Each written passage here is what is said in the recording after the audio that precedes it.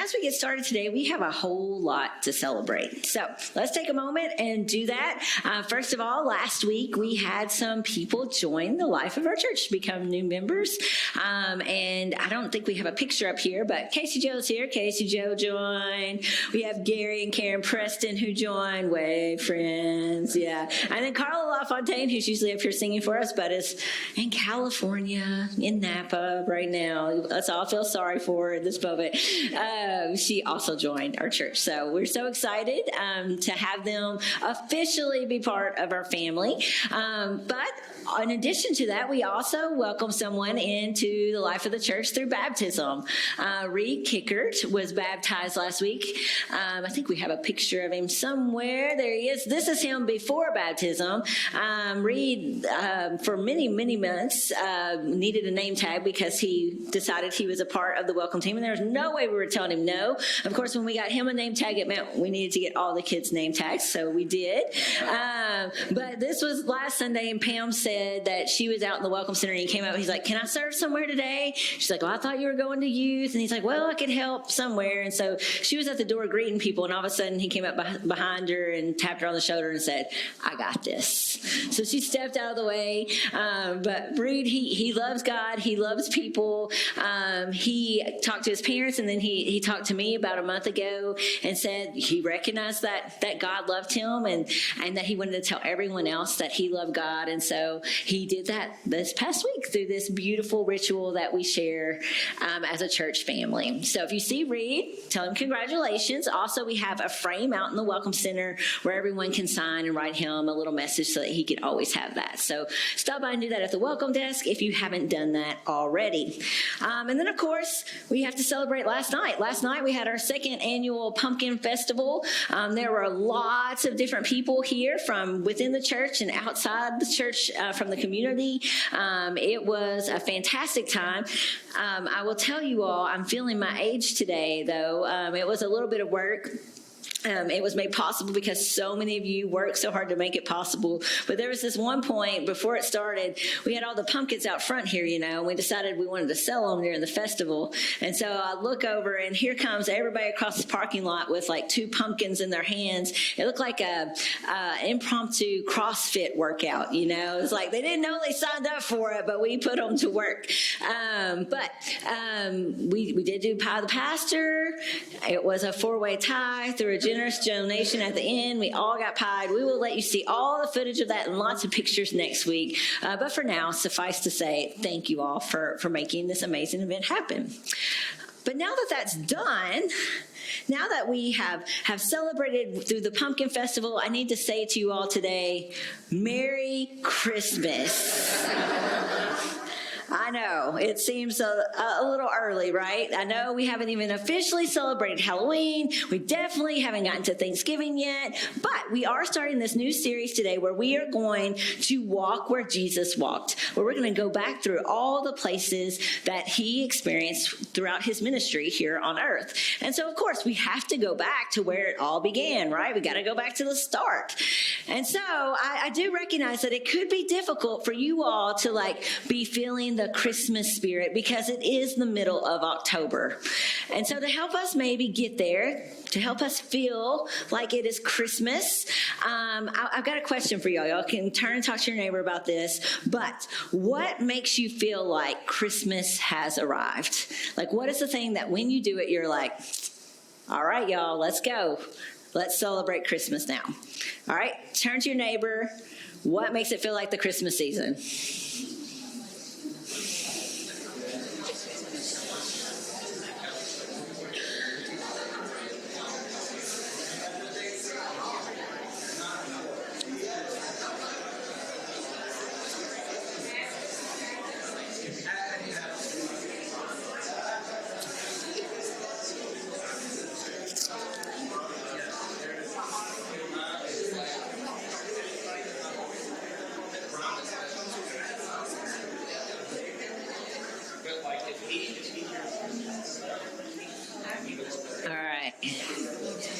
It's starting to die down.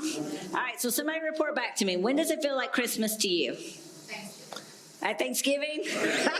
We have to get to Thanksgiving and then we can make the switch. That's fair. That's fair. When Bing Crosby comes out. Oh, so certain music.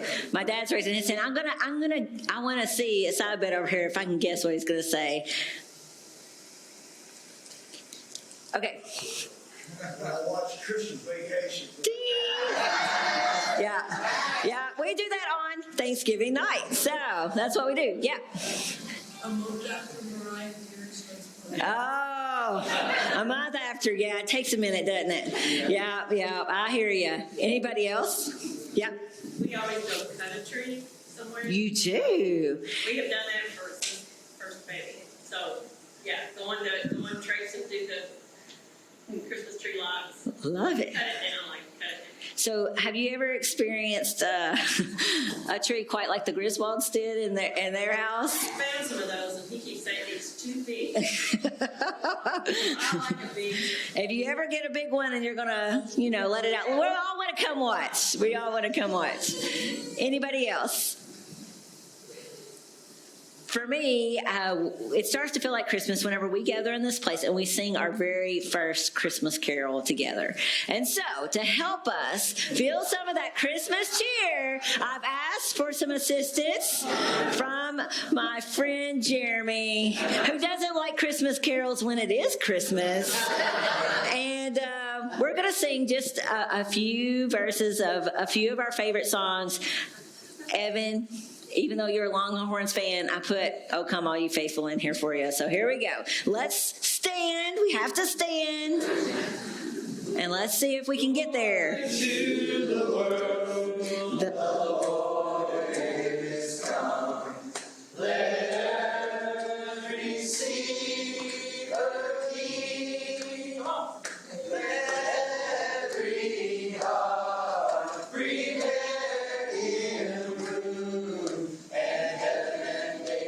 Sing, and let nature sing, and let nature sing. This is where I get. Oh, come, ye faithful, joyful and triumphant. Oh, come ye to Bethlehem. Come and behold him, born the King of angels. Oh, come, let us adore him. Oh, come, let us adore him. Oh, come, let us adore him, Christ the Lord.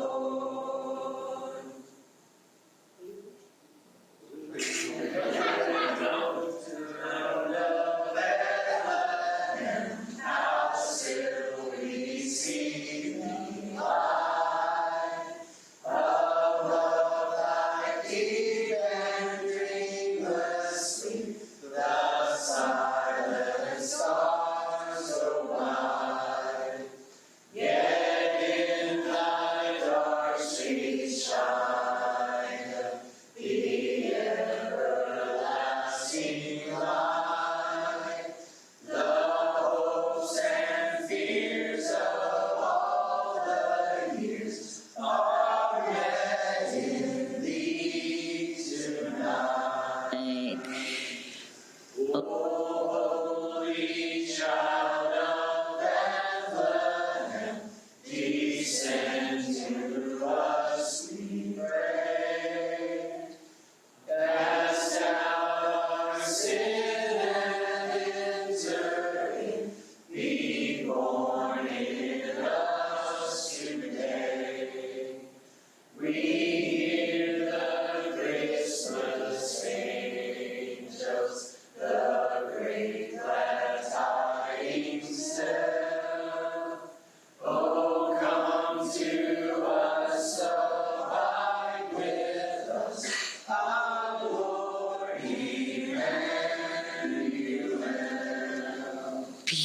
beautiful. I should have passed out the candles.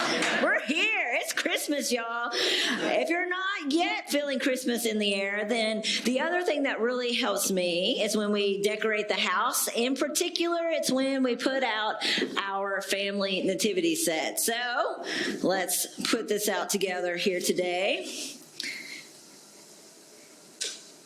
You are familiar with this story. You know the cast of characters, right? So just call them out to me. Let's build this story together here. Jesus. It's an appropriate place to start, right? We have the baby Jesus. Who else do we have? All right. We got Mary. Let's see here. Mary, the young mother of Jesus, who an angel appeared to, told her that she was going to have a child. It was a bit surprising to her. This was news, right?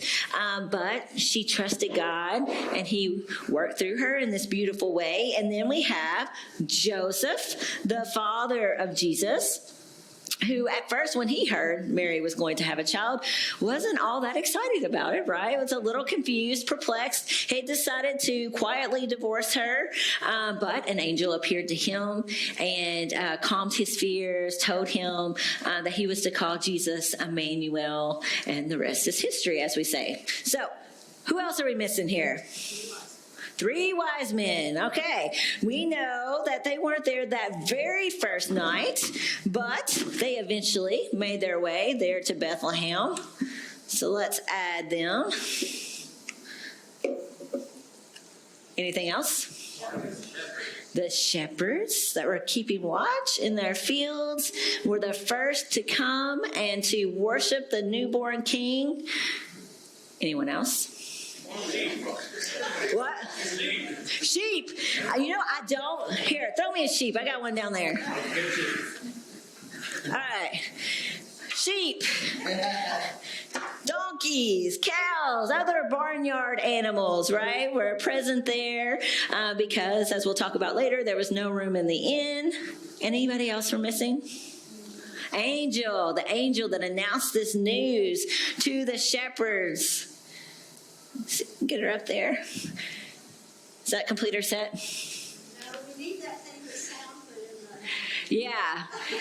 Sam put a dinosaur in there last year, didn't he? I don't have the dinosaur, but it's funny. Whenever I got this box out this morning, Mr. Potato Head was in there. So we could add him, but we're going to keep him in the box today, all right? But yeah, this is the typical set, isn't it? These are the main cast of characters. But what if I told you that there is another character in this story that is actually just like too big to even fit in to our nativity sets? What if I told you that even if it could fit, it's one of those characters in the story that we kind of skim over, that we rush right on past? It doesn't really grab and hold on to our attention much. We know it's a part of the story. We accept it as a fact, but we don't see it as all that important. However, in reality, what if I told you that understanding this character is essential? Because whenever you understand it, it actually unlocks so much of our understanding about what took place that first Christmas night.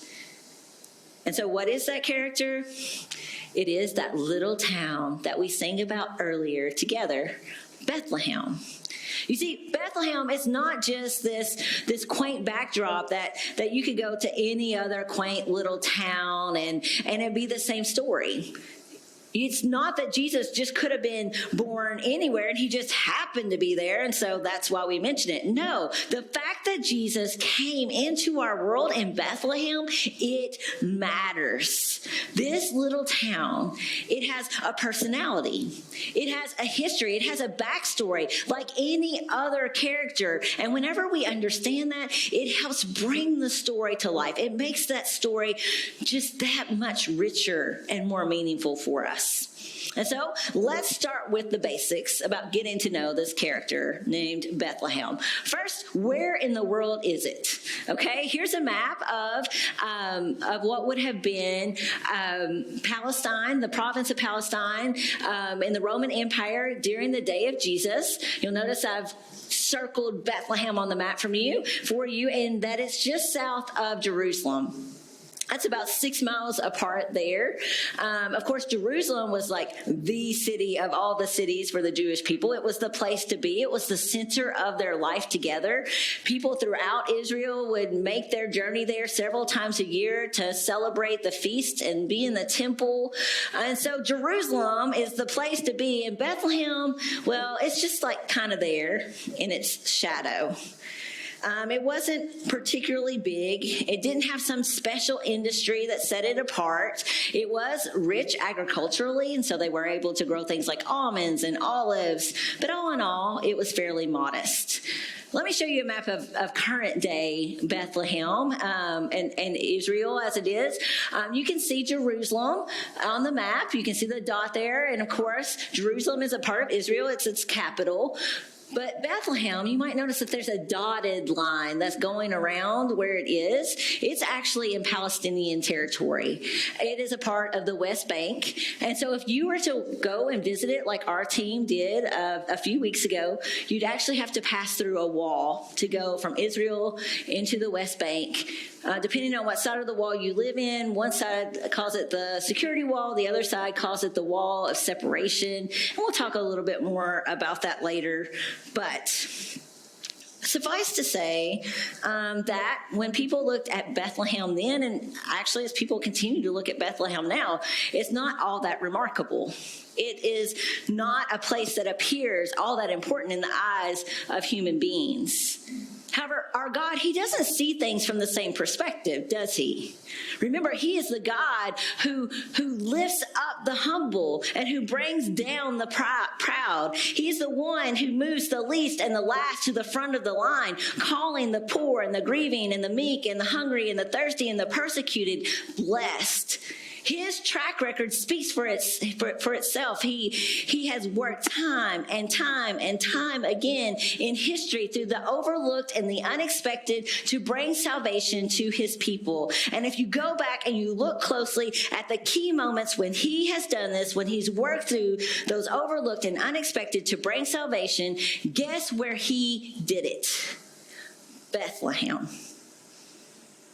It was in this humble place that first God brought salvation to a family, and then that he brought salvation to a nation. And so it's not really that surprising that this character would be reintroduced into this story when God is about to bring salvation to all of creation.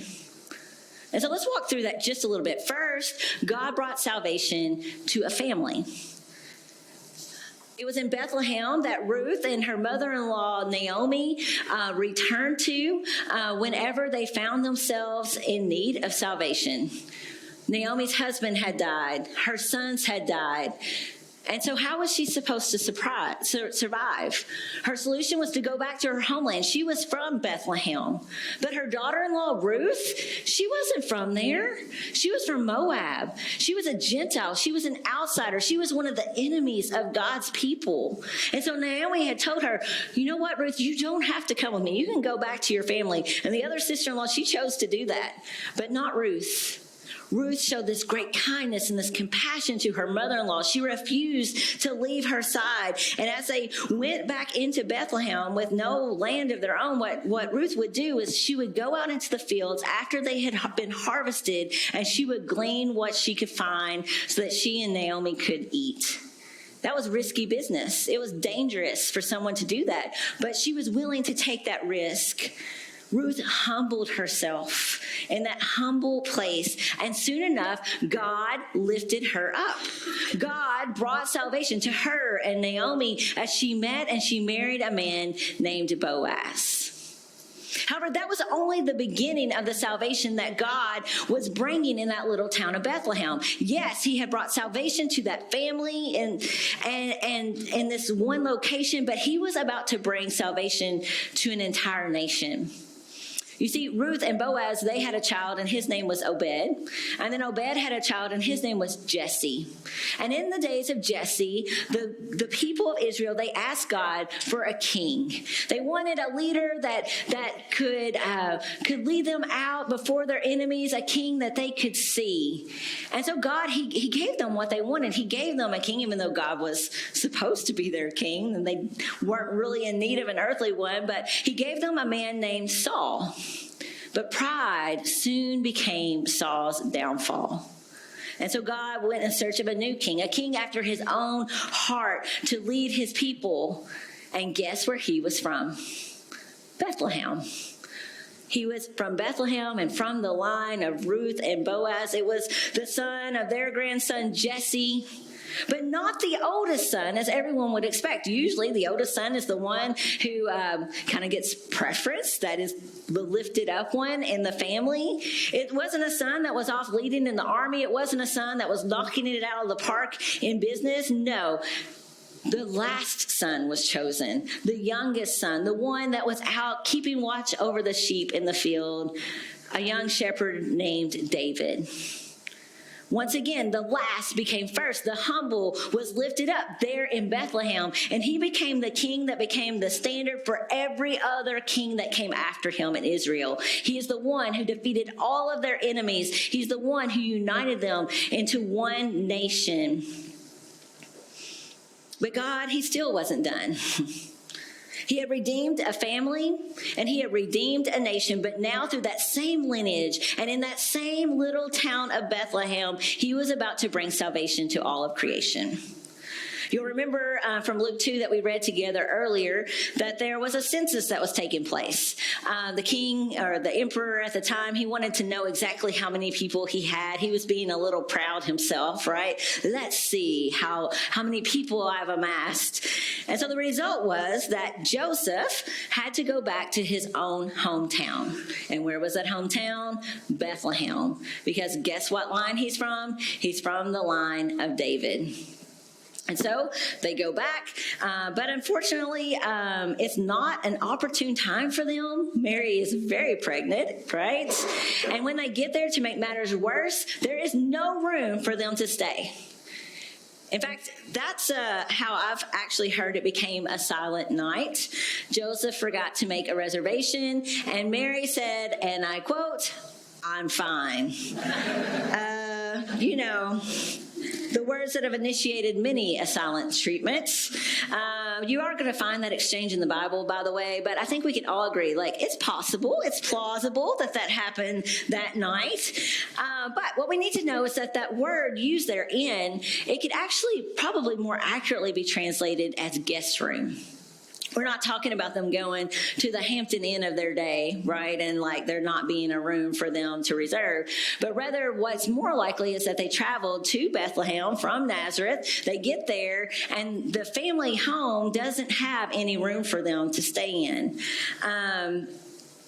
So we read about them having to stay with the animals instead. And what we usually picture is something like this, right? Like a barn. They're out in the barn and Jesus is born there. But in reality, in this time and in this place, most people actually lived in caves. They lived in grottos, something that looks more like this. This is actually a home that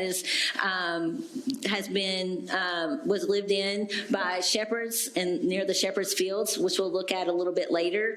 But so much of that area is limestone, and it creates these caves. We know about that, right? Caves in limestone. And so it actually would have looked maybe a little more like this. This is my mom's nativity set. She got it in Jerusalem, but it's more like a cave.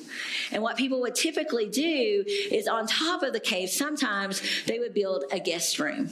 And that's what was full whenever Mary and Joseph got there, that upper room. Does that sound familiar? Jesus and his disciples, they rented a room, an upper room, and that's where they had their Last Supper, right? And so there was no room for them in the upper room, which meant that Mary and Joseph had to stay on the ground level in the grotto, in the space, because most of these spaces did have a little space tucked aside where the animals could come in and be protected at night. And so, in all actuality, that was one of the more private places in the home, which Mary needed because, again, it was time for Jesus to come. And so, right there in Bethlehem, in the humblest of all situations, in the humblest of surroundings, God himself humbled himself, taking on human flesh and making his entrance into the world as a fragile and vulnerable child in order to bring salvation to all of us. The Church of the Nativity is built over the spot where it is believed Jesus was born, there in Bethlehem. It was built in 326 at the request of the mother of the Roman Emperor Constantine. Her name was Helena, and she was a devout Christian. She had gone to the Holy Land. She's seen all the places where from generation to generation they had said, like, this is where this happened, and this is where this happened, and this is where this happened. And so she built churches in all these different places so that people could go and worship there.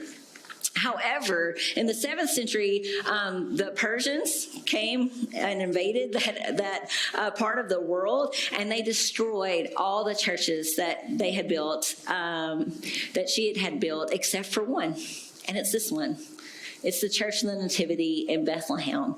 Legend has it that whenever the Persian commander entered into this church, he saw on the ground a mosaic of these 3 men wearing Persian clothes, just like them. And so, out of respect for the wise men, he commanded that the church not be destroyed. And so it seems that even this great commander in the Persian army humbled himself for a brief moment there in Bethlehem. The building itself, it invites all who visit there to do that very same thing, to humble themselves.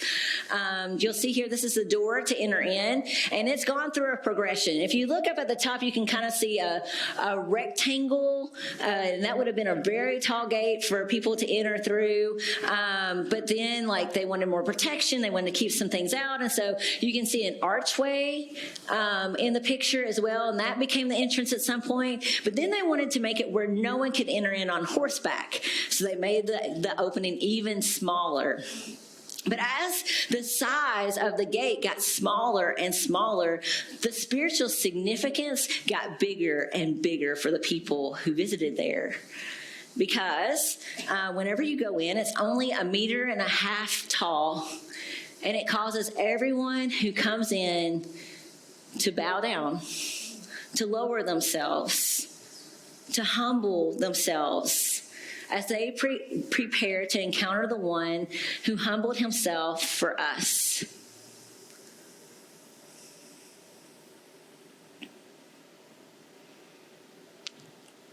Once you go through the gate of humility, then you go through one more door and you enter into a sanctuary.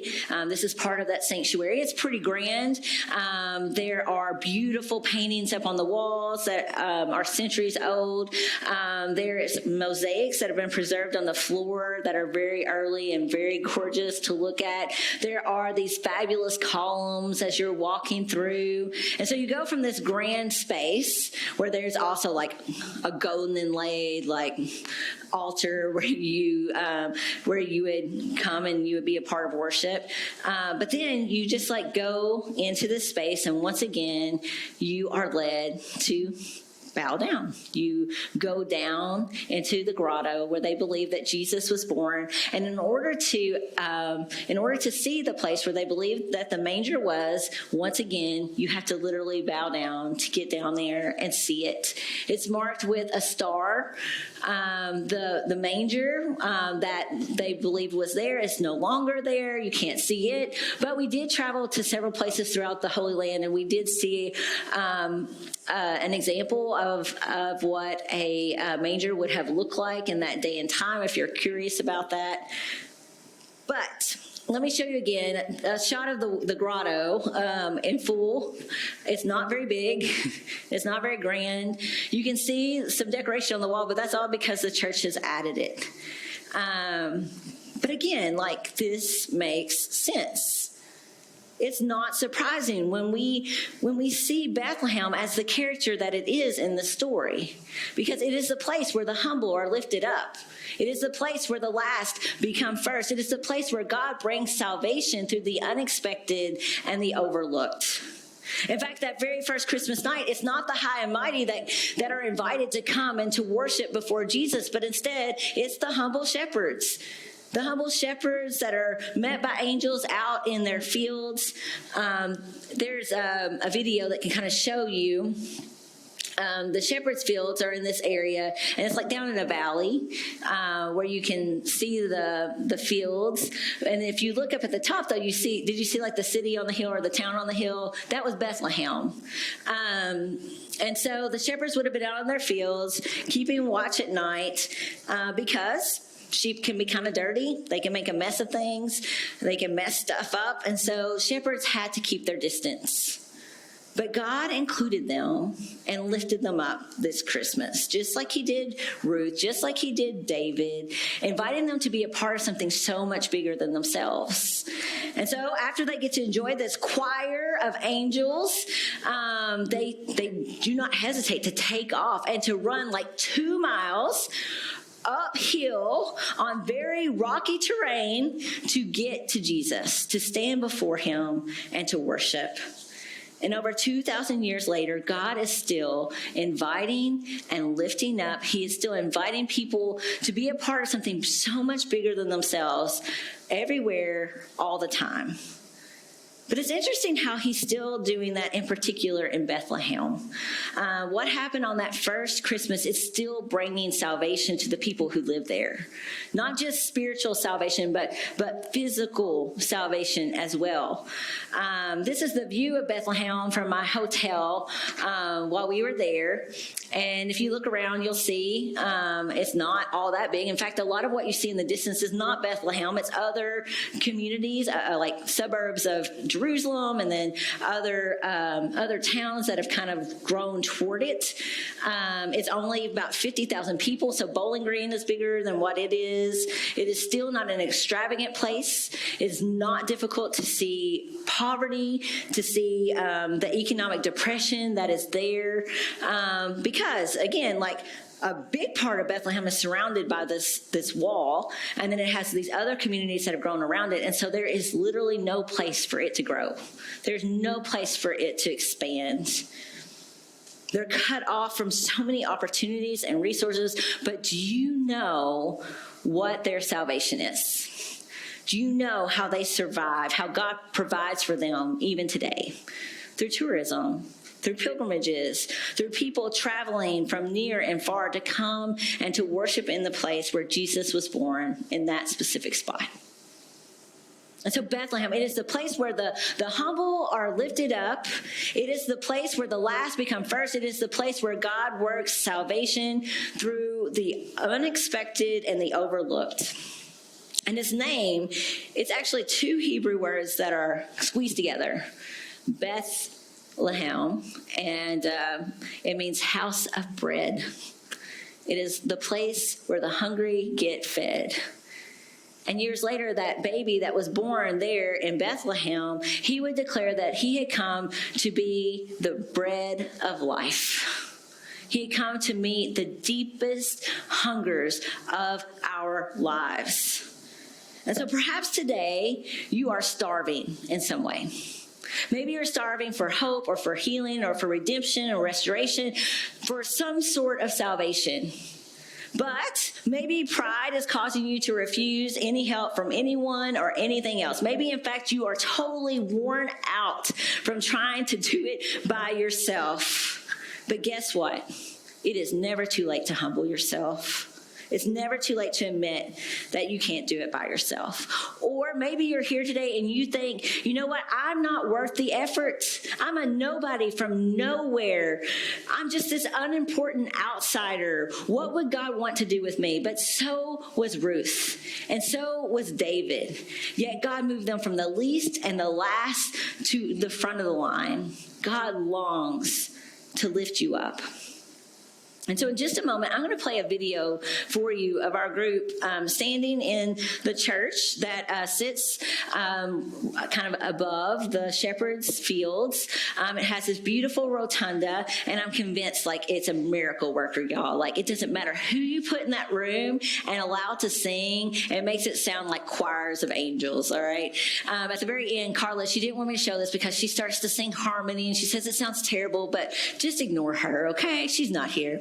But it's just an invitation to you today to come and to stand in the presence of Jesus, just like those shepherds did that very first Christmas, and to consider, like, what is it that you are starving for? Where is it that you need salvation? And what would it look like for you to humble yourself and allow God to lift you up? Let's watch together.